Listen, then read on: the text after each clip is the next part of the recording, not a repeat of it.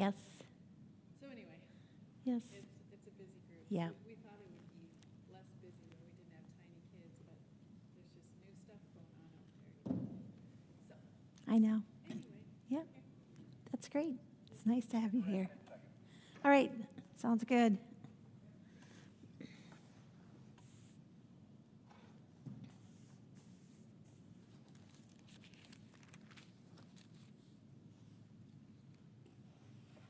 Good evening, everybody.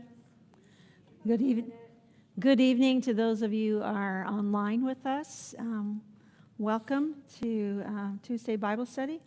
We are digging into 1 Samuel. And we are going to hit 2 chapters today. This will be a record for us, I think. But we can do it. One of the chapters is really short. And we'll be getting more into some history kinds of things, and so into a battle, and so we will spend a little time with that today. There are a few more still coming, so just give them a hard time when they get here late. Yeah, it's all right. Let's do Shema together. There we go. Let's say this. Shema Yisrael, Adonai Eloheinu, Adonai Echad. Ve'ahavta et Adonai Elohecha, v'kol levavka, uv'kol nafsheka, uv'kol meodeka, ve'ahavta v'reaka kamoka. Amen. Hear, O Israel, the Lord is our God, the Lord alone. Love the Lord your God with all your heart and with all your soul and with all your might, and love your neighbor as yourself. Amen.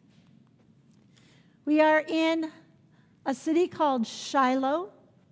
Shiloh is to the north of Ephraim, the tribe of Ephraim. And you can see it's pretty centrally located, but that's where the tabernacle is. That's where the center of worship is. And so that's where our story is taking place. Last week we were in chapter 3, and we were digging in about Samuel. What are some things that are important for us to remember about what we've learned so far, especially in chapter 3?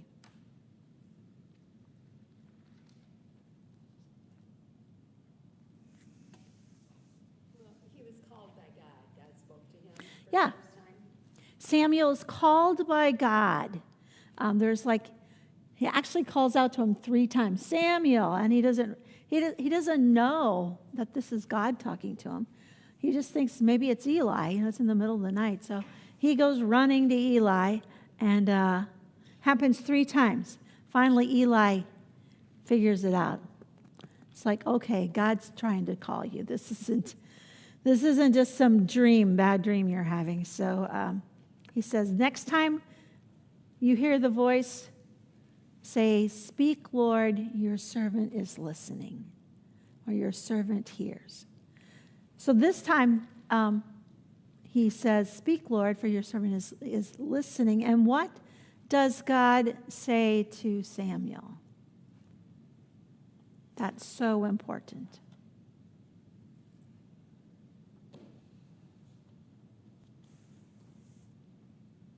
What does he say?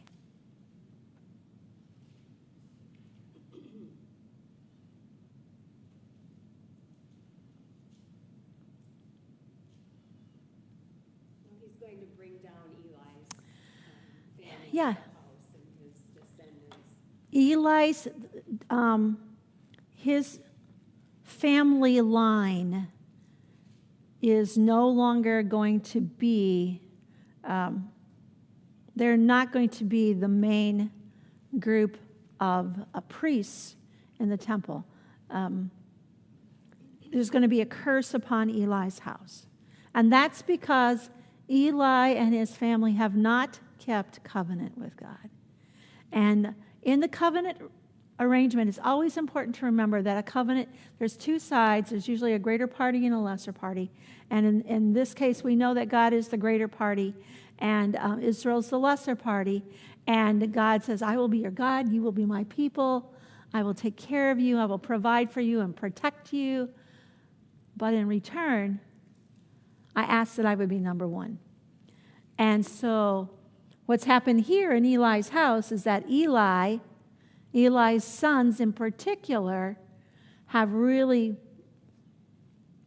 they've just gone totally against what God has said for them. These two guys are taking the fat from the offering that they bring, the sacrifices, which is the choice, the prime, the part that's supposed to be given and offered in sacrifice to God. They want that part for themselves. And they've also started to commit adultery with the priestesses, the women who are helping take care of things in the temple. So it's gotten really, really bad. And so God finally says, enough is enough. Your family line will be cursed. All right, so that takes place. And so Eli has now heard it from two sources. He's heard it from a man of God in chapter 2, and now in chapter 3, God speaks to Samuel and gives him the same message. So that tells him that this is a sure thing. So we know that Samuel grows and he becomes a very, he's known as a prophet through all of Israel. From Dan, which is at the top of our map, farthest to the north, to Beersheba, which is at the far south of the country of Israel. So you have that's the way chapter 3 ends. And then we start with chapter 4. Now note that in chapter 4, 5, and 6, Samuel is not even mentioned. Samuel's probably there, but the story goes a little different direction for a while. Samuel will reappear in chapter 7, and he is a well-known and well-respected prophet by chapter 7. So somewhere between age around 12, we think, that time and chapter 7, somewhere in there, these chapter 4, 5, and 6 happen. And so we don't know exactly what age Samuel is because he's not even mentioned through this. All right, anything else? Any other questions? But that kind of sets the stage for chapter 4. We're now going to see God's prophecies, his word of judgment to Eli be fulfilled.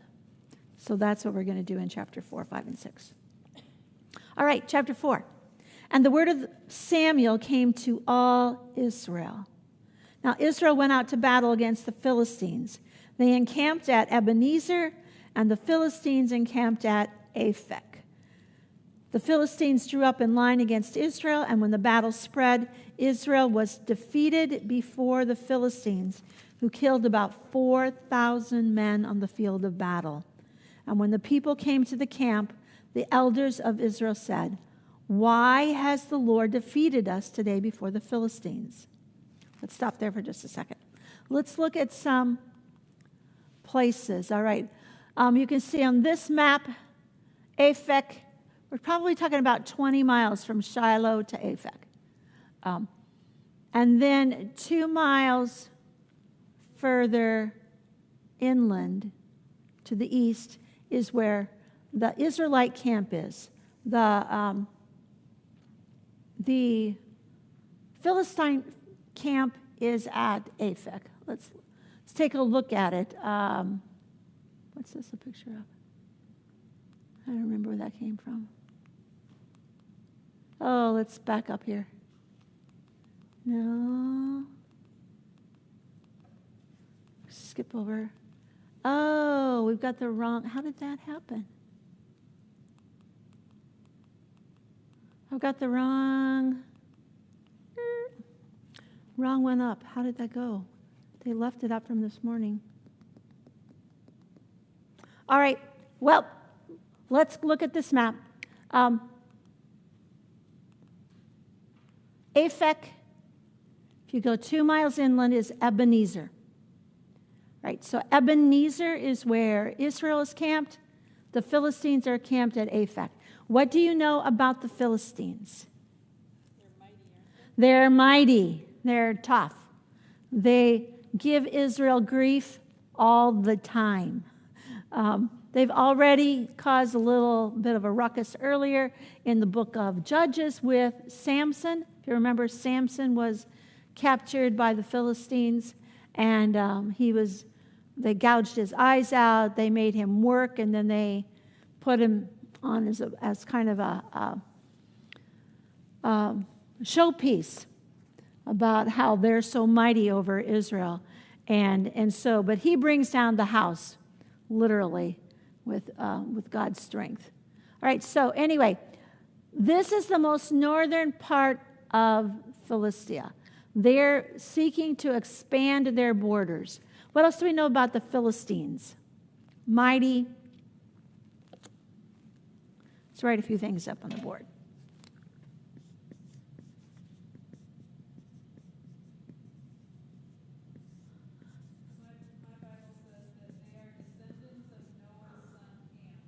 Oh, that's interesting. I have never heard that. Descendants of Noah's son Ham. Also, they are a seafaring people. They actually originally came from an island in the Mediterranean Sea. And we don't really know what happened, but somewhere around 1200 BC, they come and then they settle in this portion right here. Probably there was either a famine or there was some kind of disease that took over a number of people, and so they got off the island. I think they went to Egypt initially and then found their way up the coast and settled in this portion of what is Israel today. Right? So some of the main cities, there's 5 main cities. There's Ashkelon, Gath, Ajalon, what else is there? Gaza is one of them. Let's see if I can see them here. Ashdod. Anyway, there's 5 major cities. And so they're seafaring people, they're warriors, they're mighty, they're feisty, they're a thorn in Israel's flesh.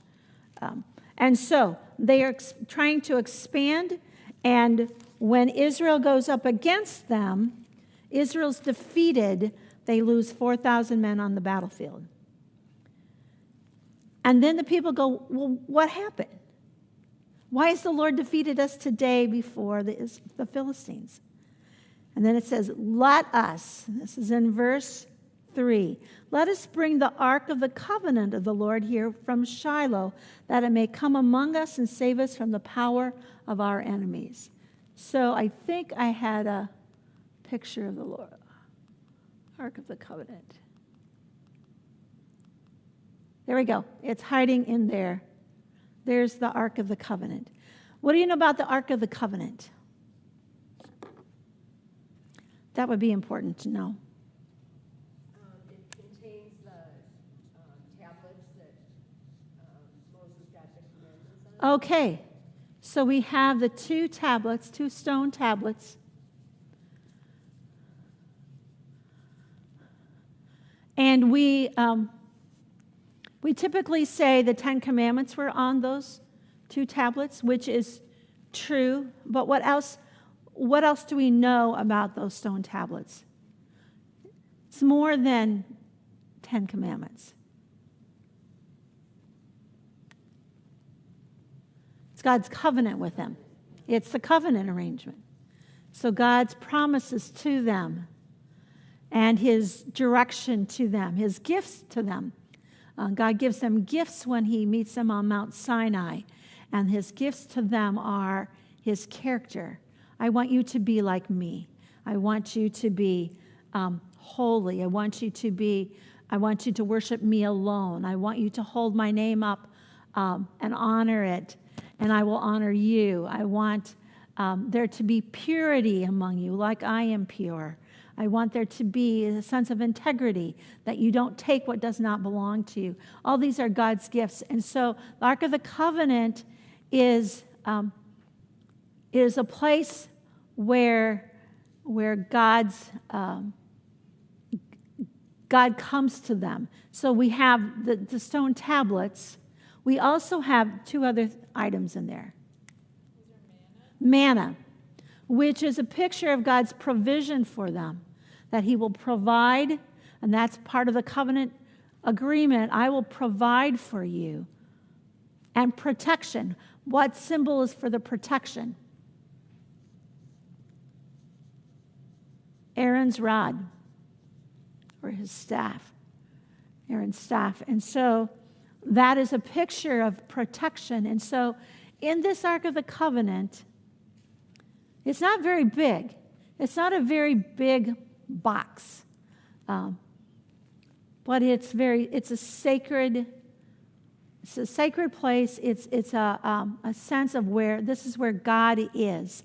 And God is with his people and stays with his people. All right, so the Ark of the Covenant, we will encounter that over, I would say, multiple times as we go through 1 Samuel and into 2 Samuel. It gets used. It gets brought into battle.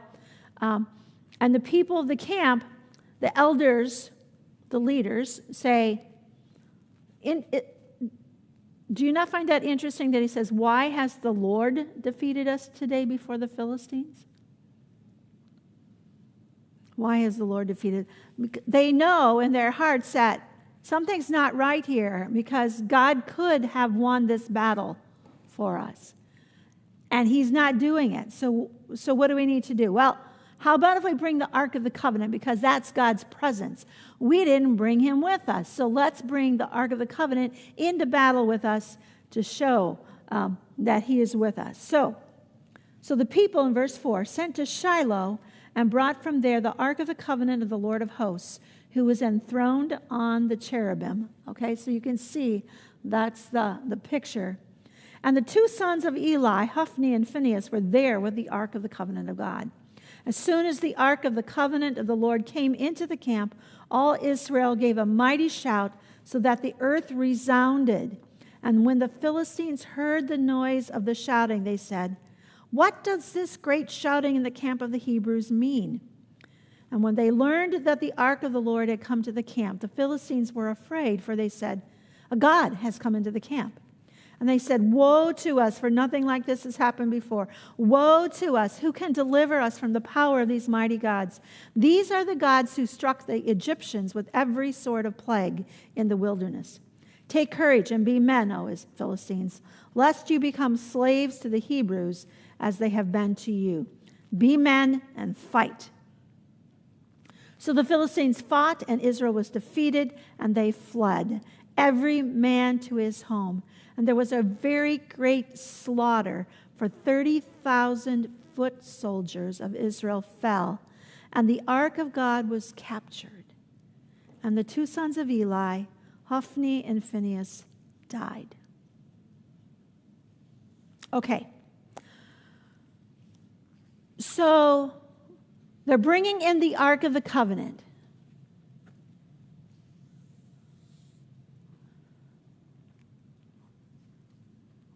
What does that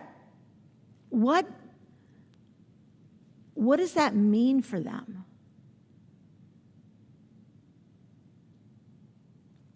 Annie. I'm not sure what it might mean. I don't know what the right answer is, but Yeah. maybe that's not what God wanted them to do, and they just were trying to take a shortcut. Maybe they weren't really honoring God and seeking God's direction, and they just wanted to do a cute little thing that might work. Yeah. So, It didn't work. yeah, it didn't work. It didn't work. It's like they're bringing this Ark of the Covenant into battle like a good luck charm. This is our good luck piece. And now, we don't know that that's true of all of the people that are there. But what do we know about Hophni and Phinehas? They're bad. And how does that show up? Well, now they're dead. Yes. Wiped out. Their disrespect for God, their disrespect for their father, their disrespect for their position, they have broken all the rules. And so, but who's showing up with that Ark of the Covenant? They're right there. It's like, okay, it's like, for them, it is a status symbol. It's a picture of their power.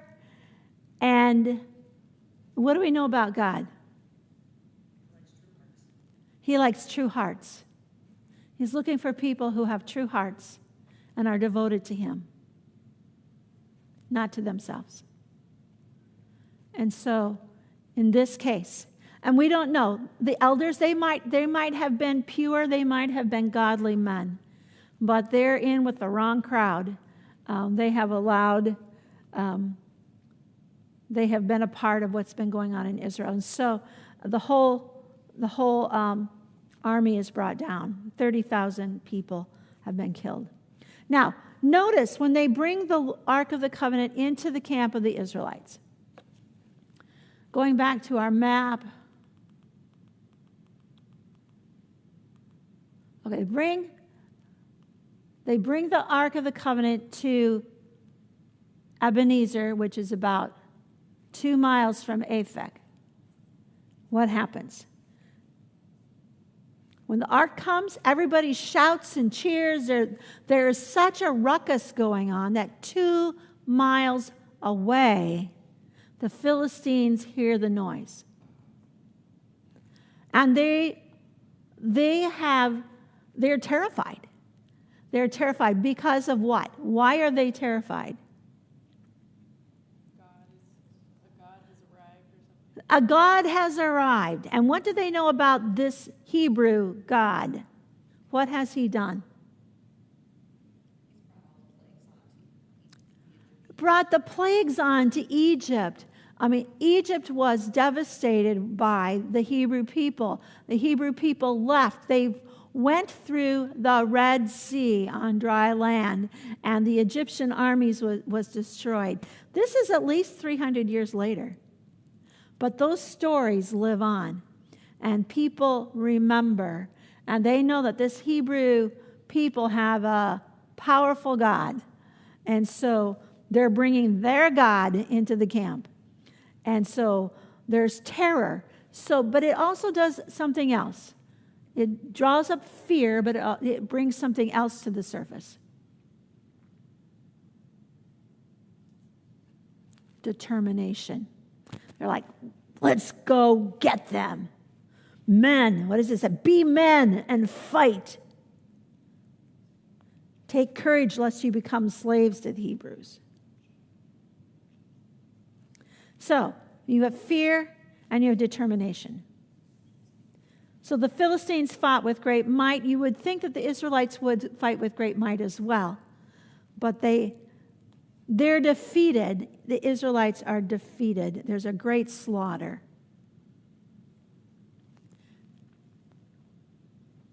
Judgment has been pronounced upon Eli's house. And the worst thing that happens in this whole battle that takes place? They take the ark. The ark is captured. All right. Other thoughts and questions about this passage?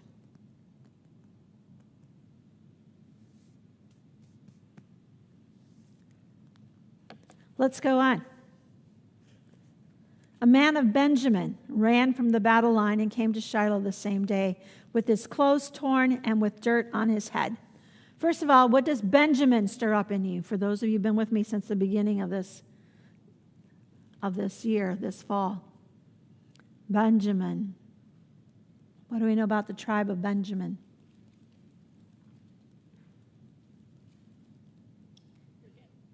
The tribe was pretty much wiped out except for 600 men.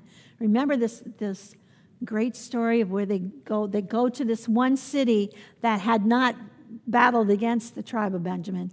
And this is back in the book of Judges.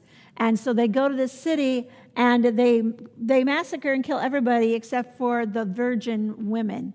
And they have 400 women. They bring them to the Benjamites to marry with them.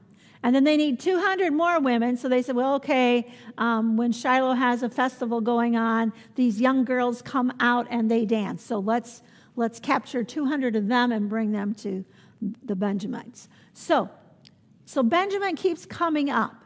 I just wanted to keep bringing that up. And I want you to just to remember the history of Benjamin, that tribe and what's going on. And so we have a man of Benjamin. Benjamin is just below.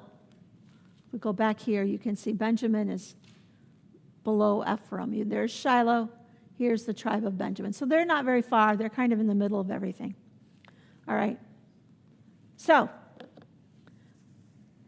what does his clothes are torn and he's got dirt on his head. What's that a picture of? Grief. Great grief.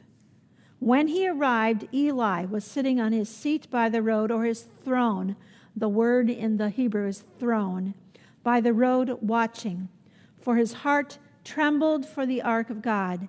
And when the man came into the city and told the news, all the city cried out. When Eli heard the sound of the outcry, he said, "What is this uproar?" Then the man hurried and came and told Eli. Now Eli was 98 years old, and his eyes were set so that he could not see. And the man said to Eli, I am he who has come from the battle. I fled from the battle today. And he said, how did it go, my son? He who brought the news answered and said, Israel has fled before the Philistines, and there has also been a great defeat among the people. Your 2 sons also, Hophni and Phinehas, are dead, and the ark of God has been captured. As soon as he mentioned the ark of God, Eli fell over backward from his seat by the side of the gate, and his neck was broken, and he died, for the man was old and heavy. He had judged Israel 40 years. Okay, let's talk about this. What are the things that you notice in this text?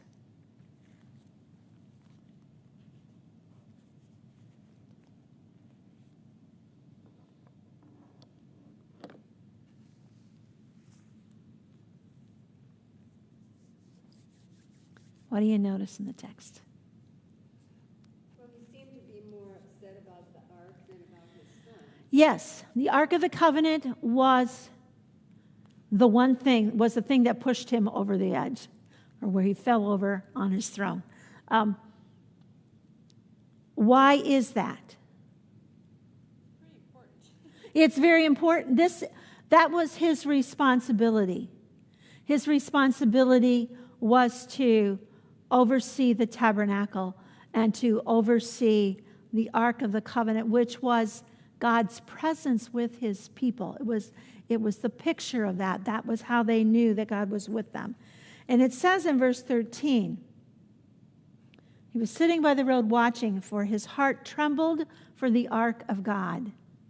So we don't know if Eli sanctioned the use of the Ark of the Covenant in the battle, but we know that he was really nervous about this and really fearful that something would happen. So he is waiting for news about the Ark of the Covenant. Now, the messenger starts with the fact that Israel fled. There was a great defeat. Your 2 sons were killed. And then the Ark of the Covenant was captured. It builds in suspense. I mean, he starts with probably the thing that was not as difficult for Eli, but it got worse and worse and worse. All right, so it's interesting that God is pronouncing judgment upon those who do not keep covenant with him. And he starts with his sons. He starts with his people, his children. He's going to take care of those Philistines. That comes later. But he starts with his own people. The sons of the covenant were the ones who violated his covenant first, and they were dealt with.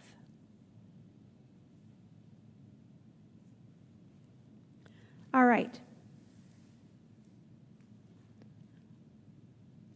Any other questions or thoughts on this? Yes, Nikki.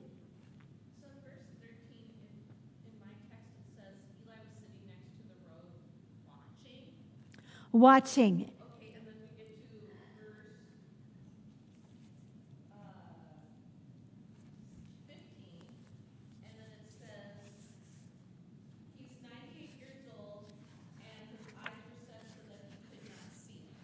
Yes. Yes. It's interesting. There's a lot of language about sight, not being able to see, watching. So it's more than eyes.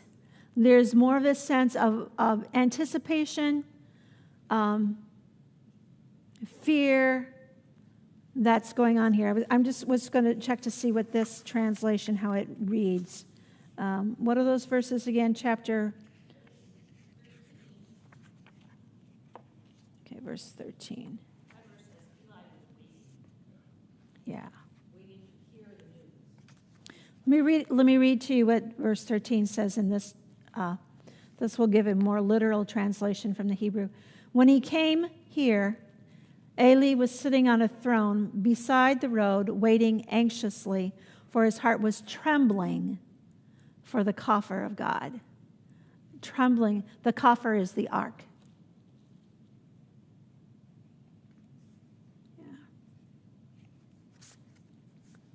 Yeah.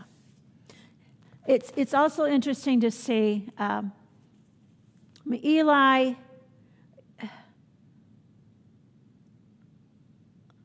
has not walked with God as he should. He has to answer to God for his sins. He does not have to answer for his son's sins. They have to answer to God for that. But he has to answer for the fact that he did not discipline them. He did not raise them as he should.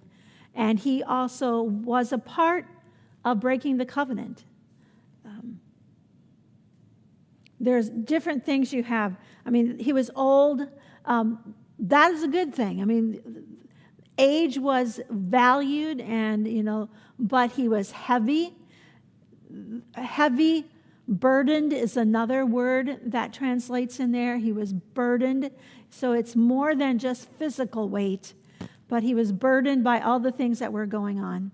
And he couldn't go back and change things.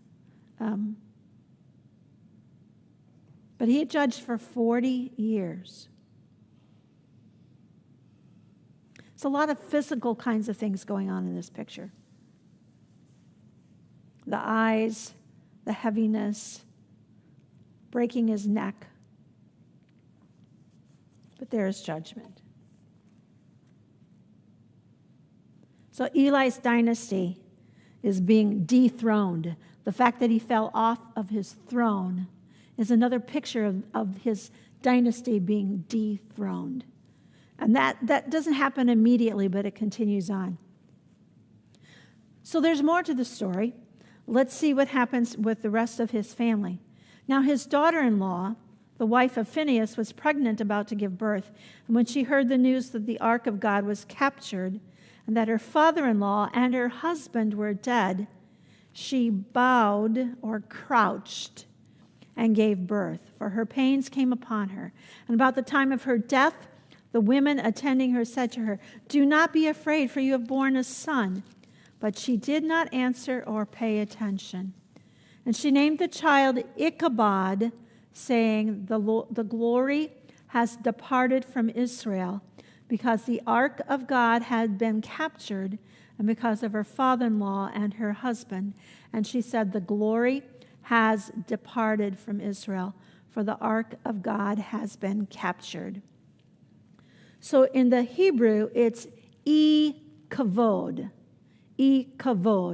and it gets translated as Ichabod in the English language. But kavod means glory.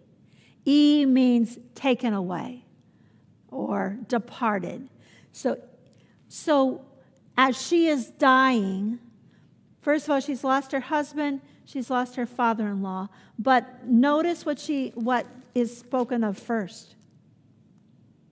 When she heard the news that the ark of God has been captured. That was the first thing that hit her heart.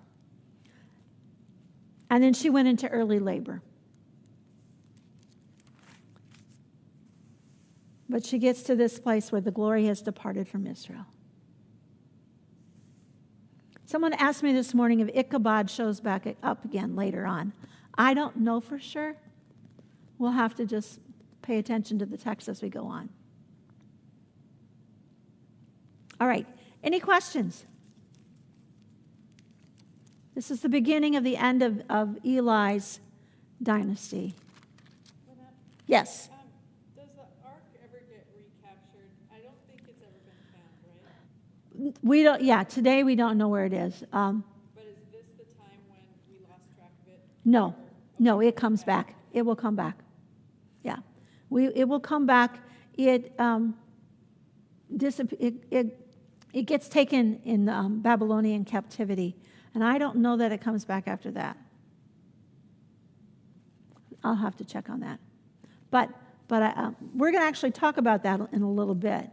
So we'll come to that.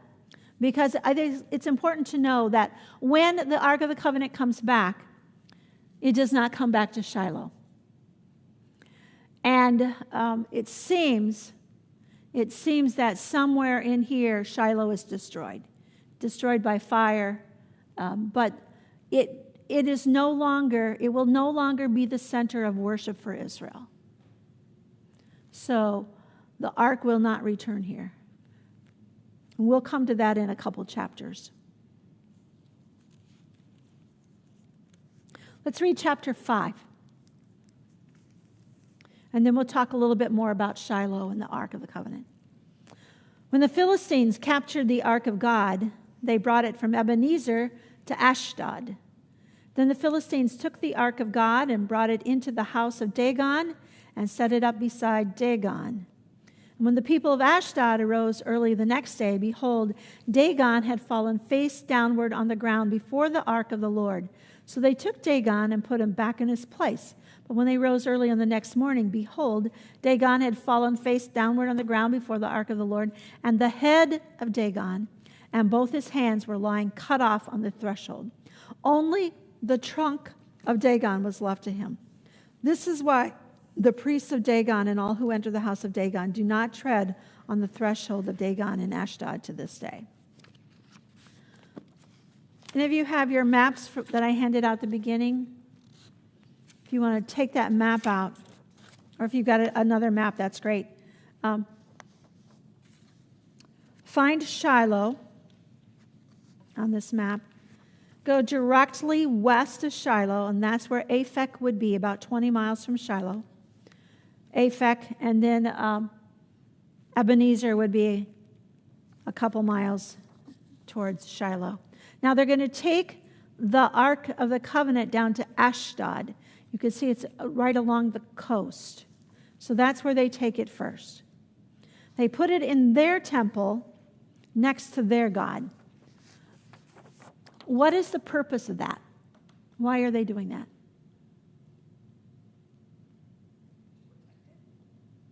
To protect the ark? Could be. Maybe to kind of hedge their bets, like they have their God. Okay, well, now we have both gods in our, yeah. Could be that. They might have even worshipped it a little bit. You know, they worshipped many gods. They worship many gods. But it was a practice when you go into battle and you win, that you would take, if they had gods with them, you would take their gods as a way of saying, we're stronger than you. You know, we have your gods, so what do you have left? And so it's kind of an in-your-face kind of deal. And so why they put it in the in next to their god, the Dagon, it's hard to say. The Dagon, we're talking about that this morning. A couple different commentaries say different things, which is normal. One of them says it would be a military god. And we know how the Philistines were powerful and mighty. A military god. One said, along with that, they said a meteorologic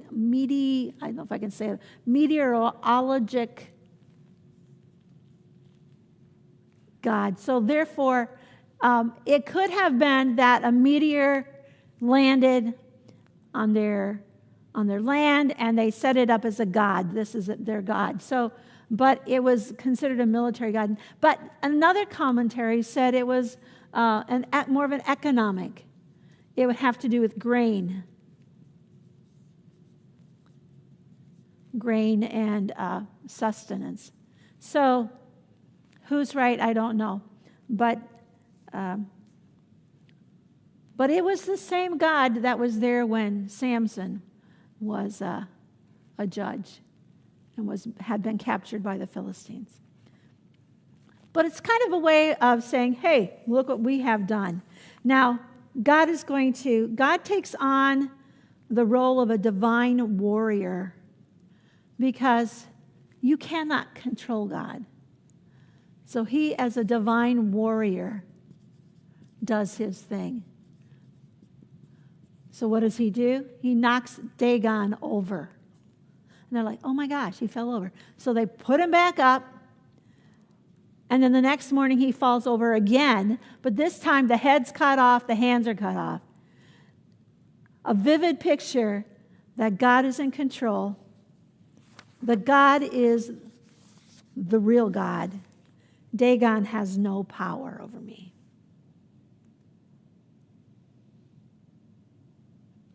So it says in verse 5, this is why let's go back to verse 4. When they rose early in the morning, behold, Dagon had fallen face downward on the ground before the ark of the Lord. And the head of Dagon and both his hands were lying cut off on the threshold. Only the trunk of Dagon was left to him.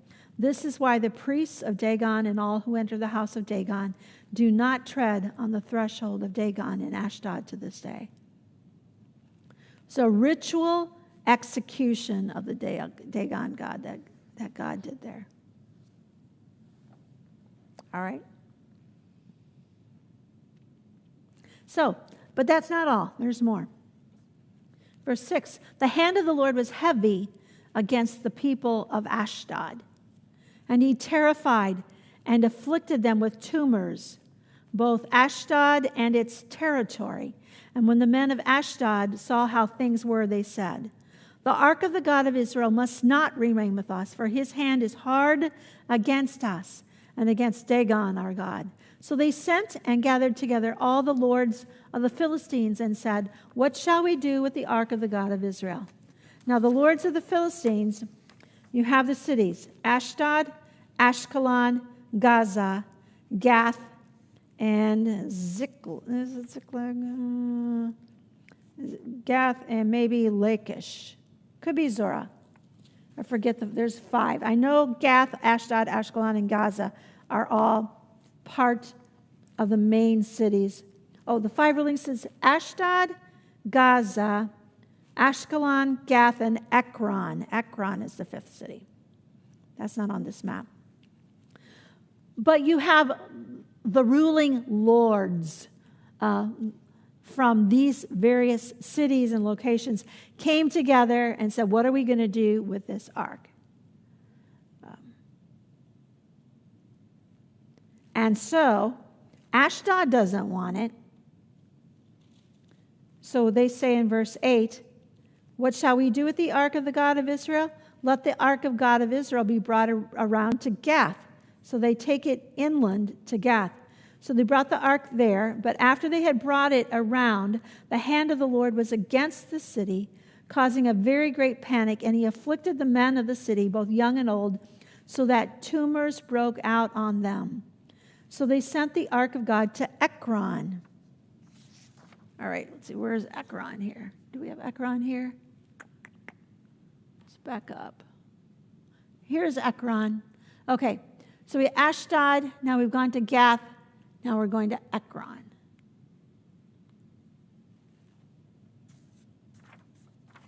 They're moving that ark around. The people of Ekron cried out, they have brought around to us the ark of the God of Israel to kill us and our people. They sent therefore and gathered together all the lords of the Philistines and said, send away the ark of the God of Israel and let it return to its own place, that it may not kill us and our people. For there was a deathly panic throughout the whole city. The hand of God was very heavy there. The men who did not die were struck with tumors, and the cry of the city went up to heaven. All right. So let's talk a little bit about what's going on here. What's mentioned in God's divine judgment?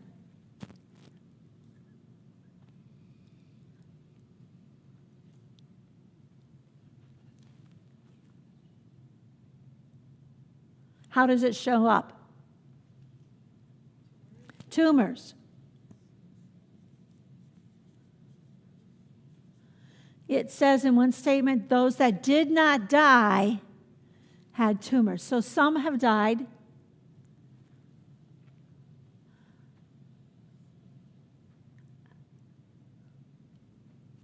In one of the commentaries, it said it was like a bubonic plague.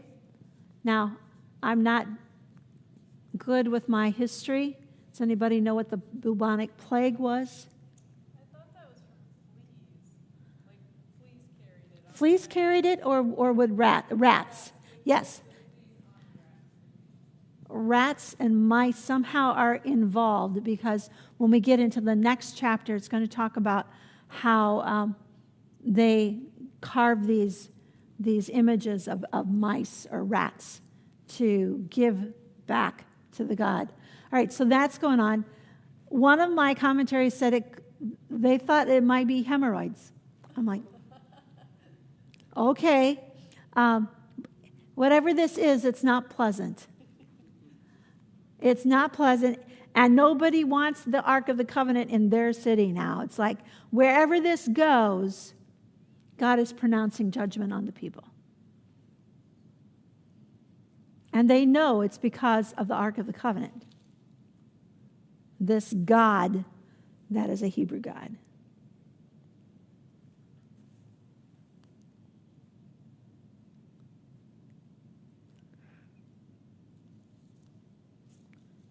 Any other thoughts or questions about this?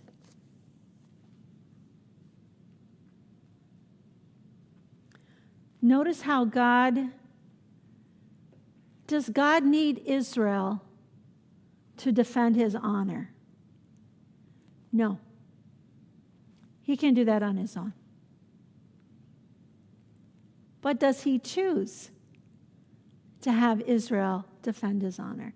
Does he choose to have Israel represent him? Does he choose this people group? Yes, he chooses them because they're great? No. Just because he is a God of grace. And he is a God of love. And he's a God of relationship.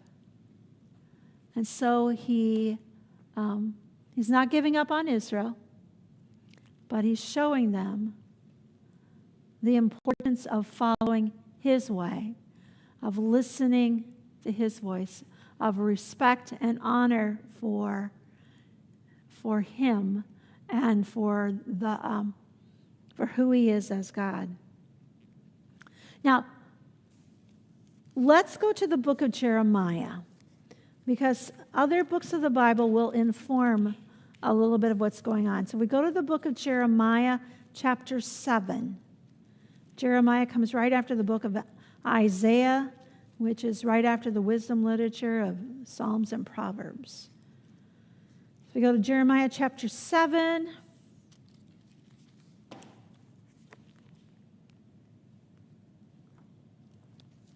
Starting at verse 12. Now let's go to verse 8. Starting at verse 8. Let's see what God has to say through the prophet Jeremiah. Jeremiah was the prophet to Israel or to Judah during the time when they were being overtaken by the Babylonian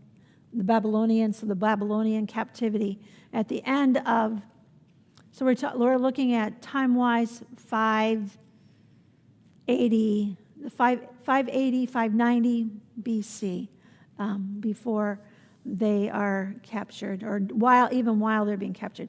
So chapter 7, verse 8, behold, you trust in deceptive words to no avail. Will you steal, murder, commit adultery, swear falsely, make offerings to Baal, and go after other gods that you have not known? And then come and stand before me in this house, which is called by my name, and say, we are delivered, only to go on doing all these abominations? Has this house, which is called by my name, become a den of robbers in your eyes? Behold, I myself have seen it, declares the Lord. Go now to my place that was in Shiloh, where I made my name dwell at first, and see what I did to it because of the evil of my people Israel. And now, because you have done all these things, declares the Lord, and when I spoke to you persistently, you did not listen, and when I called you, you did not answer. Therefore, I will do to the house that is called by my name, and in which you trust, and to the place that I gave you and to your fathers, as I did to Shiloh. And I will cast you out of my sight, as I cast out all your kinsmen, all the offspring of Ephraim. All right. So when he's talking about the house that is called by my name, what is he talking about? The temple. This is the temple, Solomon's temple.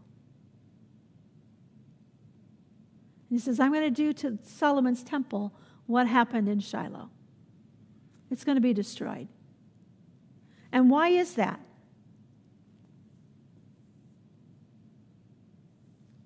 Verse 9. Will you steal, murder, commit adultery, swear falsely, make offerings to Baal, basically making offerings, making your economic status, it has to do with economics, it has to do with the economy, make offerings to money, and go after other gods that you have not known, and then come and stand before in this house, which is called by my name, and say, we are delivered. You can't live like that.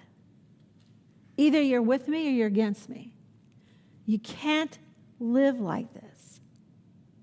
So the same thing is going to happen to you, Judah, that happened in Shiloh. So we have a little bit of a picture of what happens with Shiloh given to us in Jeremiah. There's another reference. Let's see if I can find it. It's in a psalm.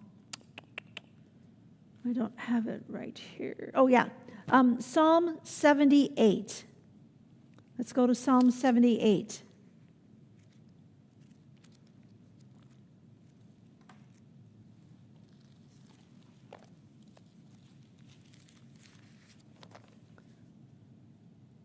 Can't read my writing.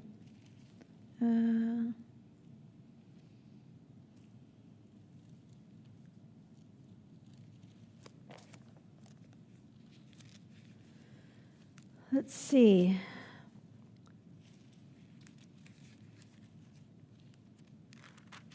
I know it's in here somewhere. Anybody see it? 6.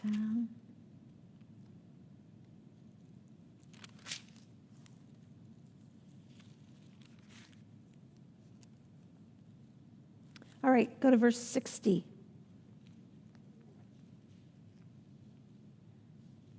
Psalm 78, verse 60. Let's back up to the beginning of that section, verse 56. Yet they tested and rebelled against the Most High God and did not keep his testimonies, but turned away and acted treacherously like their fathers. They twisted like a deceitful bow, for they provoked him to anger with their high places. They moved him to jealousy with their idols. When God heard, he was full of wrath, and he utterly rejected Israel. He forsook his dwelling at Shiloh, the tent where he dwelt among mankind, and delivered his power to captivity, his glory to the hand of the foe. He gave his people over to the sword and vented his wrath on his heritage. Fire devoured their young women, and their young women had no marriage song. Their priests fell by the sword, and their widows made no lamentation. Then the Lord awoke as from sleep, like a strong man shouting because of wine. And he put his adversaries to rout, and he put them to everlasting shame. And then it goes on with an uplifting portion of the psalm. But we're just going to focus on the destruction of Shiloh. So never again is Shiloh mentioned as the worship center. The ark was not returned to Shiloh. Samuel's center of activity, once he comes back on the scene, is in the city Ramah. So Ramah, why would he choose that as a city for a center of his work?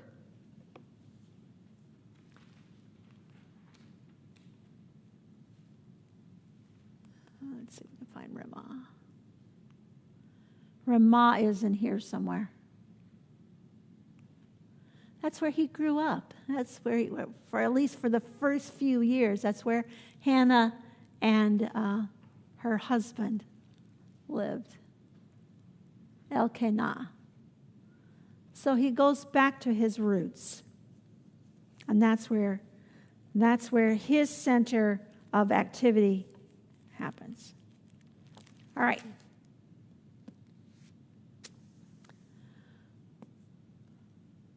What do we learn from this story?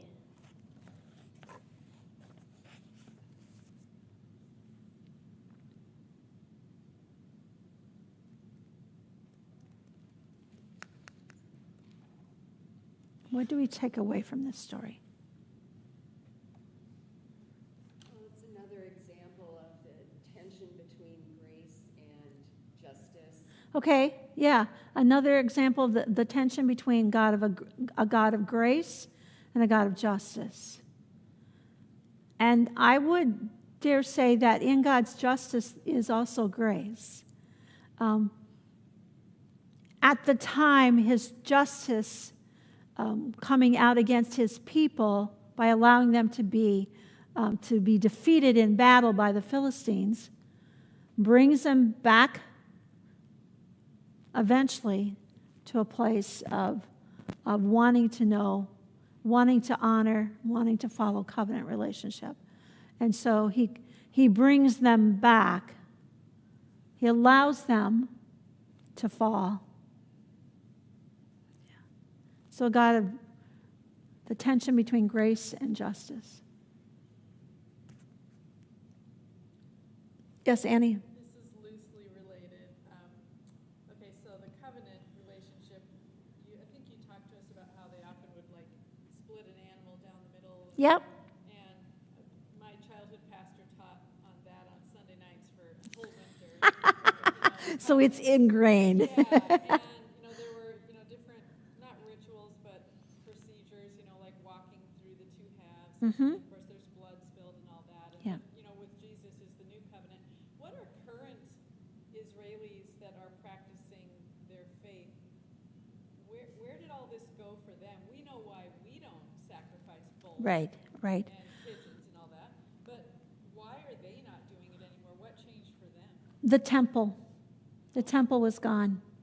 And they just The temple was destroyed in 70 AD. They stopped the sacrifices. and they must have adjusted their theology a little bit. Yes. Like, okay, Yes. we used to worship this way, Yes. but now we're just gonna do Yes. this stuff and maybe a little bit of that. And things there are other things that changed after Jesus was crucified. Every year there was the goat that would be, the sins would be heaped on this goat, and he would have this string or his rope around his neck, and it was red, and it would change to, I can't remember all the details on it, but this goat would be sent out into the wilderness, and then the color of the roping would change. That didn't happen anymore. So there are different things because the sacrifice was complete. Once a year you had the atonement that would take place. Well, Jesus atoned for our sins once and for all.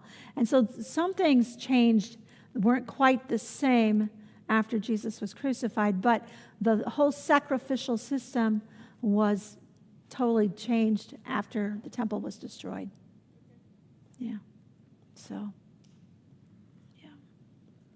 yeah, that whole covenant thing with the blood and how that all works is pretty fascinating, actually. There's just a lot of symbolism, a lot of ways to understand God's heart through all that. It's easy to think, to just be like, oh yeah, animals, sacrifice. Yeah, But yeah. my husband shot a deer a few weeks ago, and there were just organs all over my That's another issue. Do you need some counseling after that? Yeah, I'd have to see if anybody knows the counsel, but I can walk through that, no problem. I'm telling you, just the smells and the Yes. blood and the, just bloody hands. And Oh, yeah. I just clean my kitchen and, oh, Lord. Yeah, I grew up on a farm. I know what you're talking about. One other thing I want to just bring out before we leave here is that the Ark of the Covenant was brought in kind of as a magic charm or a lucky charm kind of thing. We do that too. We do that too. We say, okay, God, if I say these prayers, well, then you'll give me what I ask for, or you'll do what I want you to do. We try to manipulate God. We try to make him do what we want him to do. And or we wear a cross, which I think is a great thing to do. But at times we think, okay, because I've got this cross on, I'm totally protected and I don't have to worry about anything. But we take these images and we make them into something that was never intended. I mean, God is a God of relationship. He wants us to be in relationship with him and not use him as a good luck charm or is just, the whole prosperity gospel is like, you follow me and you're going to be okay. Well, we're going to be okay because God goes with us wherever we go, but that doesn't mean bad things won't happen. That doesn't mean you're not going to go through difficult situations. God has lots of things to teach us, and sometimes they have to be in difficult situations before we can actually learn. So I think it's just important for us to recognize that what they did is not any different than what we do sometimes. So to recognize that God wants our hearts. He wants us to come to him and ask for his wisdom, his discernment, and for his will and for his plan to be put in place, his kingdom to be furthered, and not necessarily our kingdom. So just kind of chew on that a little bit because we have our own little arcs that we like to use. Yes. Throughout all of Christianity, there were icons and statues. Yes. And Yes. all the relics and things that were worshipped in place of God or to represent Yep. God. Absolutely. Absolutely. They became so important that if that relic or that icon was marred or stolen or lost, it was a tragedy. But God is a God. You can't put him in a box. You can't make him what you want him to be. He just is. And so we come to him as his servants, ready to follow where he takes us. All right, let's pray. Heavenly Father, we thank you for your presence with us. We thank you that you are a God who cannot be manipulated or pushed around. You are a God who is sovereign. You are a God over all. And it's comforting to know that we can come to you and that you are in control and we are not. And Lord, yes, sometimes we want to take the reins and we want to be in control. But that doesn't usually go so well. So once again, we come to you and say, forgive us for those times when we have not listened to your voice, when we've tried to do it our own way. Forgive us for that, Lord, and help us to follow you, to trust you, to want you more than anything else. Walk with us now, Lord, and guide our steps. Guide us, give us a good night's rest, and bring us to a new day where we can celebrate you and serve you with our lives. In the name of Jesus, we pray. Amen. All right. Thanks for joining us. We'll see you next week.